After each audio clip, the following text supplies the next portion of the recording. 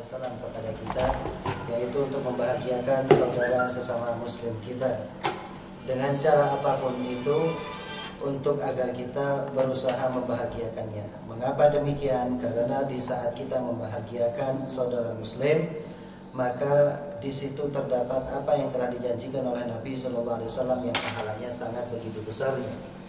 Sehingga oleh karenanya perlulah bagi kita sekalian untuk mengetahui apa saja pahala yang telah dijanjikan oleh Nabi Muhammad, dan seperti apa Nabi Muhammad SAW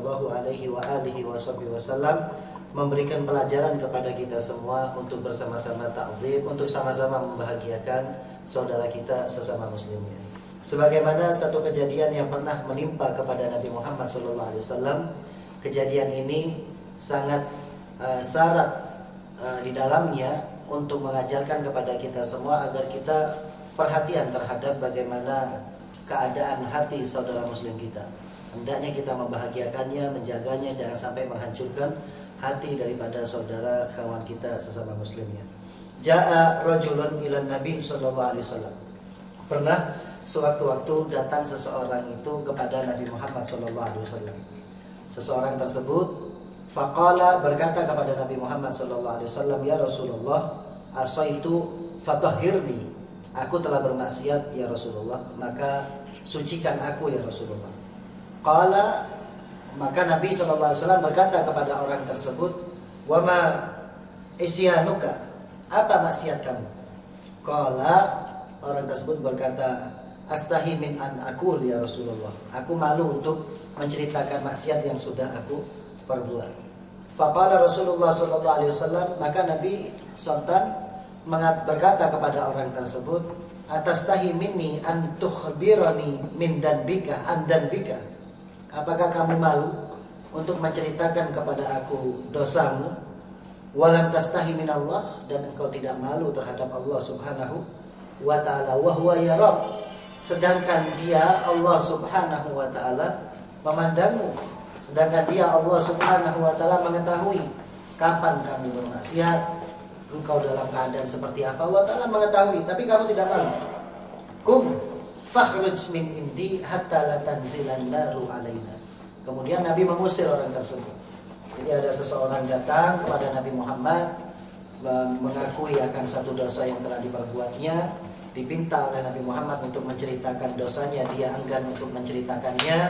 Kemudian karena tidak mau menceritakan, malu kepada Nabi dan tidak malu kepada Allah menurut Nabi Muhammad, akhirnya sama Nabi diusir.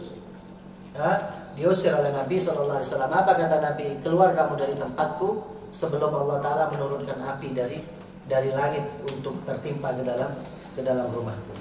Fakharaja ar-rajulu khaiban wa ayisan wa bakian min indi Rasulillah SAW. Maka orang tersebut pecah hatinya, sakit hatinya, menangis, putus asa, ya, merasa tidak mendapatkan perhatian dari Nabi Sallallahu Alaihi Wasallam. Faja'a Jibril wa qala, seketika orang tersebut telah keluar, ya, seketika itu juga Jibril alaihissalam datang kepada Nabi Sallallahu Alaihi Wasallam. Wa qala ya Muhammad, dan berkata, "Wahai Muhammad, lima ayistal asi walahu kaffaratun lidunubihi wa in kanat kasirah." Wahai Muhammad, kenapa engkau buat kecewa itu orang yang bermaksiat? Dia sudah datang kepada kamu mengakui dosanya untuk bertobat lewat dirimu, tapi engkau malah mengusirnya dan menolak dia untuk bertobat kepada Allah Subhanahu wa ta'ala. Apa? Padahal dia mempunyai sesuatu, ya, perbuatan yang dapat menghapus dosanya dia meskipun dosanya banyak, kata malaikat Jibril alaihissalam. Faqala Rasulullah sallallahu alaihi wasallam, "Wa ma kafaratuhu?" Kalau begitu Jibril, tunjukkan kepada aku apa kafarahnya dia. Dia sudah pernah berbuat apa kok sampai dosa yang pernah dia ceritakan kepada aku itu telah dihapus oleh Allah Subhanahu wa ta'ala. Qala Jibril berkata kepada Nabi sallallahu alaihi wasallam, "Lahu sabiyyun saghirun fa idza dakhala fi baitihi was-sabiyyu yastaqbiluhu fayadfa'u ilaihi syai'an minal ma'kulat aw ma yafrahu bihi." Dia itu pernah, wahai Muhammad, sewaktu-waktu didatangi oleh seorang anak kecil datang ke rumahnya. Ketika anak kecil itu datang ke rumahnya, orang tersebut itu menerimanya, menyambutnya, fayastaqbiluhu fayadfa'u ilaihi syai'an minal ma'kulat. Orang ini tadi setelah menerima anak kecil itu datang ke rumahnya, sama orang ini tadi diberi makanan anak kecil itu. Au bima yafrahu bihi. Atau orang ini menghibur anak kecil yang datang ke rumahnya. Fa idza fariha as-sabiyyu yakunu kafaratan lidzanbih. Muhammad, kamu harus tahu bahwa sesungguhnya saat seseorang itu membahagiakan anak kecil,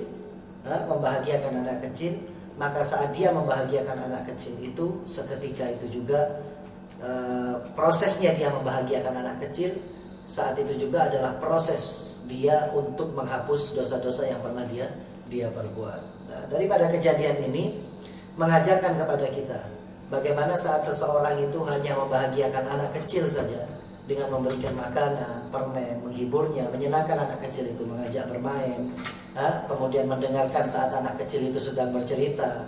Meskipun kadang ceritanya konyol, tapi kita mendengarkannya, masya ya, subhanallah, ceritanya kayak gitu.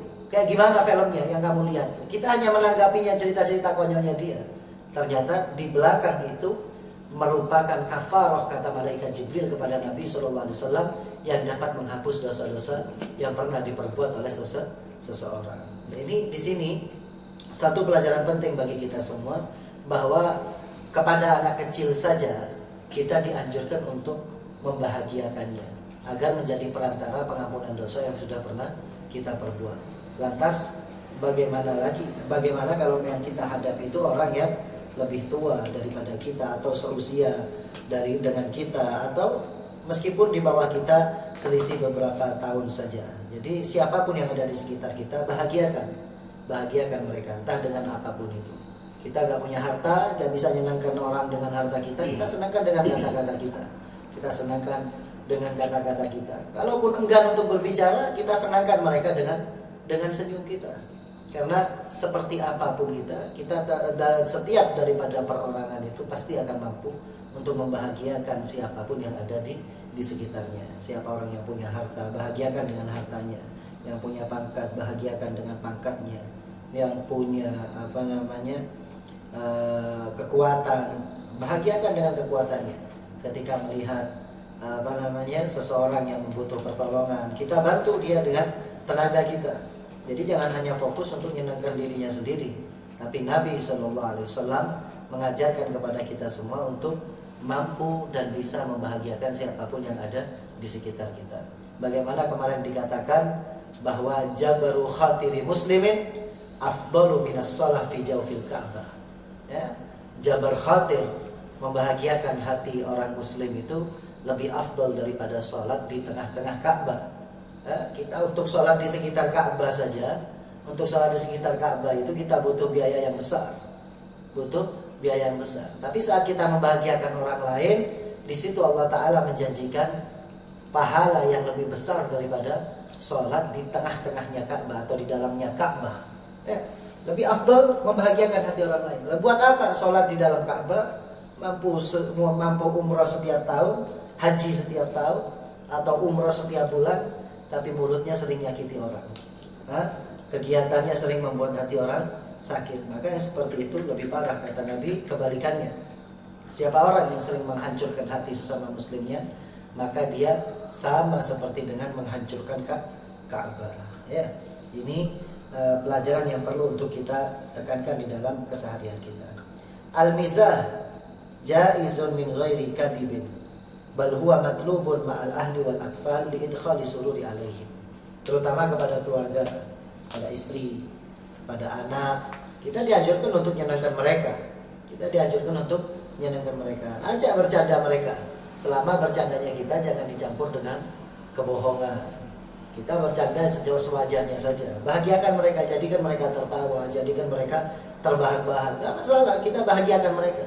Jadi kalau kita mampu, kadang seorang bapak ini aneh. Dia di luar sering ketawa, di luar sering bahagia sama teman-temannya, tapi saat dengan istri dan anak-anaknya, malah dia tidak mampu untuk membahagiakan istri dan dan anak-anaknya. Dikatakan di sini bahagiakan istrinya, anaknya, senangkan mereka semua dengan tata cara bicara kita, dengan harta yang kita punya, pulang bawa oleh-oleh, dengan begitu kita menyenangkannya. Itu yang lebih ditekankan lagi.